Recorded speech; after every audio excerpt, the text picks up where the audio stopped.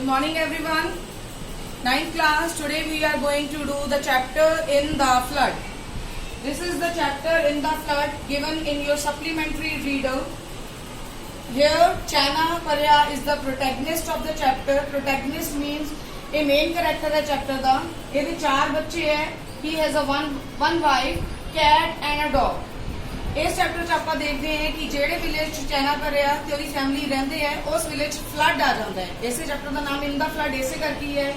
Chapter ਦੇ ਵਿੱਚ ਆਪਾਂ ਨੂੰ ਐਕਸਪਲੇਨ ਕੀਤਾ ਗਿਆ ਹੈ ਕਿ ਕਿਵੇਂ ਉਸ ਸਿਚੁਏਸ਼ਨ ਤੋਂ ਬਚਦੇ ਹੈ, ਕਿੰਨੀ ਦੇਰ ਤੱਕ ਉੱਥੇ ਵੇਟ ਕਰਦੇ ਹੈ, ਫਿਰ ਕੌਣ ਪਾਣੀ ਦੇ ਵਿੱਚ ਹੀ ਜਾਂ ਘਰ ਦੇ ਵਿੱਚ ਹੀ ਰਹਿ ਜਾਂਦਾ ਹੈ, ਉਹਦੀ ਕੰਡੀਸ਼ਨ ਕੀ ਹੁੰਦੀ। Let's see The village was flooded. Village पूरा flooded हो जाता है। कोई भी पोजीशन उत्थे नहीं होंदी जिथे वो बच सकन other than the temple. उत्थे temple हुंदा है जिहड़ा बहुत उच्चा हुंदा है। ओदी एटिक दे विच पर 36 दे विच सारे बंदे सारे पर्सनस विलेज दे चले जाते हैं आपदे आप नूं बचाउण दे लई। The temple was the highest point in the village. ठीक है जी। उस एटिक दे विच ਜਿਹੜਾ ਟੈਂਪਲ ਦੇ ਵਿੱਚ ਇੱਕ ਰੂਮ ਹੈ ਬਿਲਕੁਲ ਉੱਪਰ ਜਾ ਕੇ ਉਹਦੇ ਵਿੱਚ 67 children 367 men women dogs goats and fowls ਮਤਲਬ ਸਾਰੇ ਆਪਣੇ ਜਾਨਵਰ ਵੀ ਉੱਥੇ ਲੈ ਜਾਂਦੇ ਆ ਉਹਨਾਂ ਨੂੰ ਬਚਾਉਣ ਦੇ ਲਈ। For 2 nights and a day ਜੋ ਆਪਣਾ ਪ੍ਰੋਟੈਗਨਿਸਟ ਹੈ ਚੈਨਾ ਪਰਿਆ he faced flood ਵੇਟ ਕਰਦਾ ਰਹਿੰਦਾ ਕਿ ਪਾਣੀ ਨੀਚੇ ਜਾਊਗਾ ਮੈਨੂੰ ਆਦਾ ਘਰ ਛੱਡ ਕੇ ਨਾ ਜਾਣਾ ਪਵੇ। ਰੀਜ਼ਨ ਸੀ ਕਿ ਉਹਦੇ ਘਰੇ ਕੋਕੋਨਟ ਦੇ ਟਰੀਜ਼ ਹੈ बनाना ट्रीज है हे स्टेक है इन्हां चीज़ां करके वो नहीं छड्डदा आपदा घर नूं नहीं छड्ड के जांदा वेट करदा रहिंदा बट एट लास्ट जदों उन्हें पता है कि condition is not in his hands की करदा है वो देखदा है कि उत्थे एक बोट आई है कैटामैरन बोलदे आ उहनूं ही saw a boat they went away leaving the dog alone हुण वो सारे तां चले जांदे है he left the house with his family cat and kids but The dog was left behind. Dog बहुत faithful ਹੁੰਦਾ ਹੈ ਉਹ ਉੱਥੇ ਹੀ ਰਹਿੰਦਾ ਹੈ ਉਦੋਂ ਤੱਕ ਆਦੇ ਐਂਡ ਵਾਲੇ ਸਾਹ ਤੱਕ। Dog continuously ਰੋਂਦਾ ਰਿਹਾ he continuously crying for 2 days and 2 nights he kept on crying ਉਹਨੂੰ ਕੋਈ ਨਹੀਂ ਮਿਲਿਆ ਕੋਈ ਉਹਦੀ ਹੈਲਪ ਲਈ ਨਹੀਂ ਆਇਆ there was no boat for 2 days and 2 nights then ਕੀ ਹੁੰਦਾ ਹੈ thieves ਆਉਂਦੇ ਹੈ thieves ਮਤਲਬ ਚੋਰ ਆਉਂਦੇ ਹੈ ਚੋਰ ਕੀ ਕਰਨ ਆਉਂਦੇ ਹੈ ਦੱਸਿਆ ਸੀ ਨਾ ਕਿ ਚੀਜ਼ਾਂ ਬਹੁਤ ਪਈਆਂ ਸੀ ਉਹਨਾਂ ਦੇ ਘਰ ਵਿੱਚ they had come to steal those things। ਜਦੋਂ ਡੌਗ ਦੇਖਦਾ ਉਹਨਾਂ ਥੀਵਸ ਨੂੰ ਹੀ ਬਿਟ ਦਮ ਉਹਨਾਂ ਦੇ ਪਿੱਛੇ ਪੈਂਦਾ ਹੈ ਭੌਂਕਦਾ ਹੈ ਬਾਤ ਕਰਦਾ ਹੈ ਜਦੋਂ ਇੱਕ ਜਣੇ ਦੇ ਬਾਈਟ ਵੀ ਕਰ ਦਿੰਦਾ ਹੈ ਦੈਨ 2 ਥੀਵਸ ਹੁੰਦੇ ਆ one person hit him in its belly ਉਹਦੇ ਪੇਟ ਦੇ ਵਿੱਚ ਕੋਲ ਮਾਰਦੇ ਆ ਉਹਦੇ ਨਾਲ ਉਹ ਇੰਜਰਡ ਹੋ ਜਾਂਦਾ ਹੈ ਹੀ ਲੇ देयर ਥੀਵਸ ਚਲੇ ਜਾਂਦੇ ਆ ਚੋਰੀ ਕਰਕੇ ਚਲੇ ਜਾਂਦੇ ਆ ਡੌਗ ਜਿਹੜਾ ਹੈ ਉੱਥੇ ਹੀ ਰੋਂਦਾ ਰਹਿੰਦਾ ਹੈ ਦੈਨ ਐਟ ਲਾਸਟ ਕੀ ਹੁੰਦਾ ਹੈ Their crocodile came and then he caught the dog and eat ਉਹਨੂੰ ਖਾ ਜਾਂਦਾ। ਇਹ ਸੀ ਸਟੋਰੀ ਉਸ ਡੌਗ ਦੀ ਫਲੱਡ ਦੇ ਵਿੱਚ ਜਿਸ ਦੇ ਮਾਲਕ ਨੇ ਉਸ ਨੂੰ ਉੱਥੇ ਹੀ ਛੱਡ ਦਿੱਤਾ ਬਟ ਉਹਨੇ ਆਪਦੀ ਫੇਥਫੁਲਨੈਸ ਬਿਲਕੁਲ ਨਹੀਂ ਛੱਡੀ ਆਪਦੇ ਐਂਡ ਤੱਕ ਉਸ ਘਰ ਦੀ ਰਾਖੀ ਕਰਦਾ ਰਿਹਾ। Now let's read the text from the chapter. This is the scene in the flood given on your page number 11. The temple was the highest point in the village. It was a deep neck in water everywhere. The villagers had all left for dry land. There were 67 children huddled up in one room in attic of the temple. There were also 367 men, women, dogs, goats and fowls, all living together, no quarrels. मतलब सारे इकट्ठे रह रहे सी, कोई लड़ाई नहीं सी।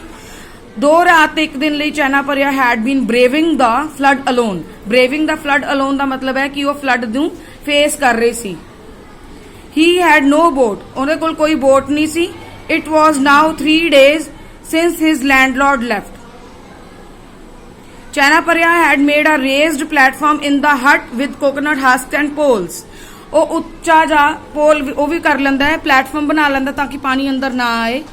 ਉਸ ਹੱਟ ਦੇ ਵਿੱਚ ਉਹ 2 ਦਿਨ ਤੱਕ ਰਹਿੰਦਾ ਹੈ ਤਾਂ ਕਿ ਇਸ ਹੋਪ ਦੇ ਨਾਲ ਕਿ ਵਾਟਰ ਵੁੱਡ ਰਿਸੀਡ ਵਾਟਰ ਘਟ ਜਾਊਗਾ।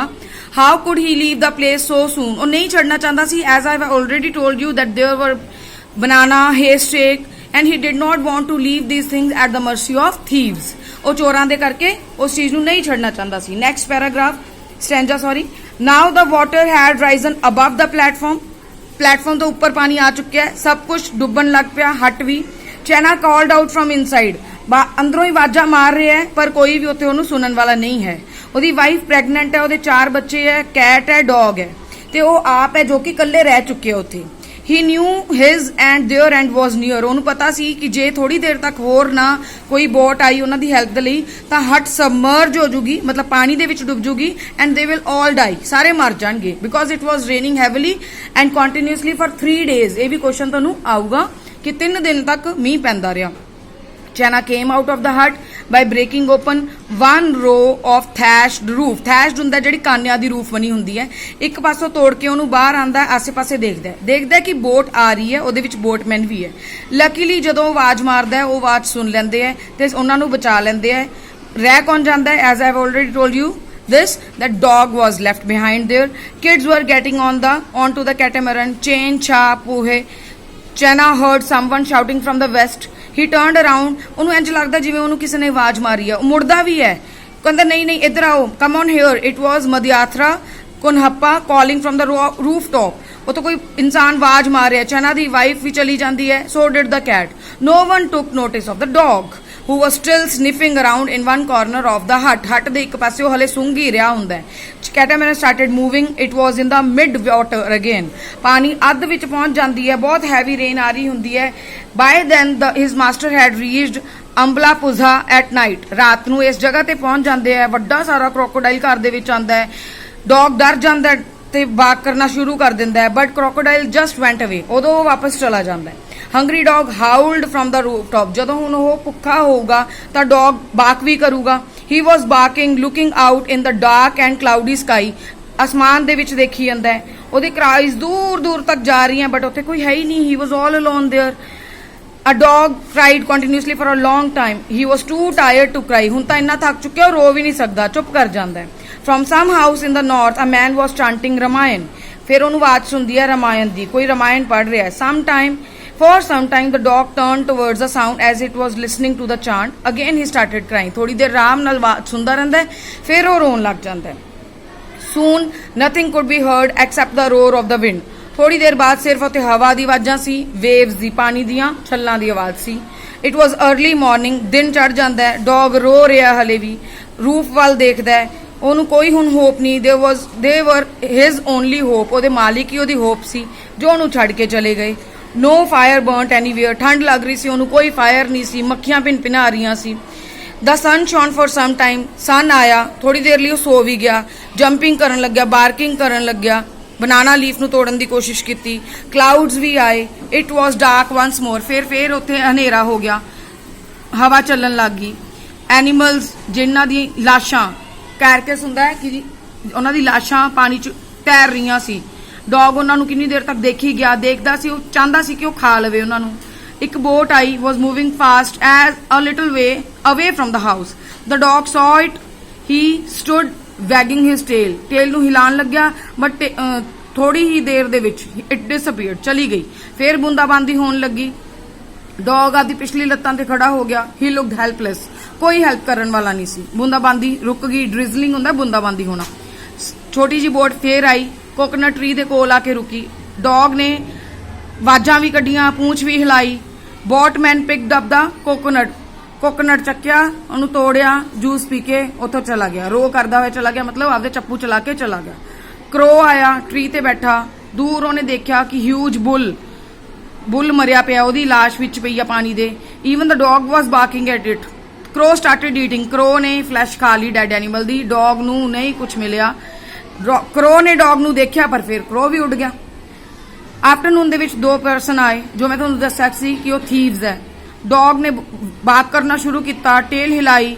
ਉਹ ਚਾਹੁੰਦੇ he wanted to get into the boat. ਉਹ ਚਾਹੁੰਦਾ ਸੀ ਕਿ ਮੈਂ ਬਚ ਜਾ।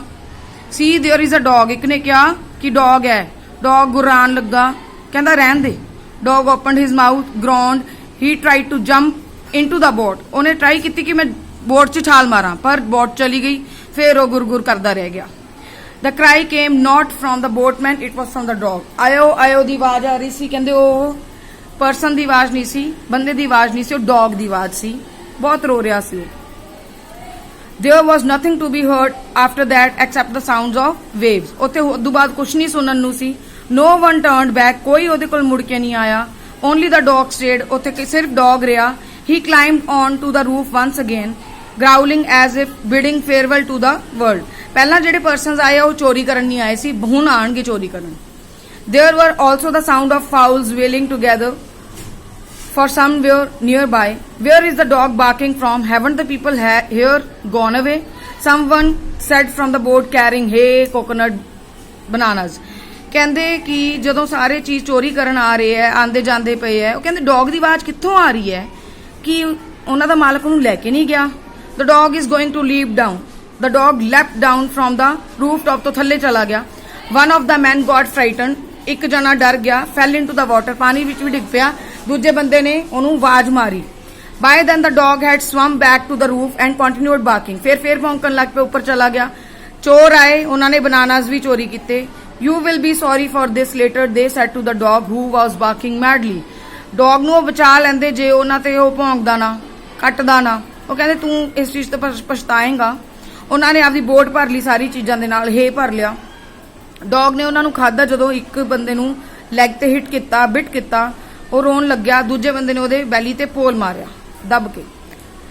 ਡੌਗ ਉੱਥੇ ਇੰਜਰਡ ਹੋ ਗਿਆ। ਹੀ ਵਾਸ ਕਰਾਈਂਗ, keep quiet, and the other man said both of them left the place. It was quite some time before the dog barked again. He was in pain. ਉਹ ਬੜੀ ਪੇਨ ਦੇ ਵਿੱਚ ਸੀ। ਦੋਨੋਂ ਬੰਦੇ ਉੱਥੋਂ ਚਲੇ ਜਾਂਦੇ ਐ। There was no sound except that of storm. ਕੋਈ ਆਵਾਜ਼ ਨਹੀਂ ਸੀ, ਸਿਰਫ ਸਟੋਰਮ ਦੀ ਆਵਾਜ਼ ਸੀ। ਕਿਸੇ ਨੇ ਡੌਗ ਦੀ ਆਵਾਜ਼ ਨਹੀਂ ਸੁਣੀ।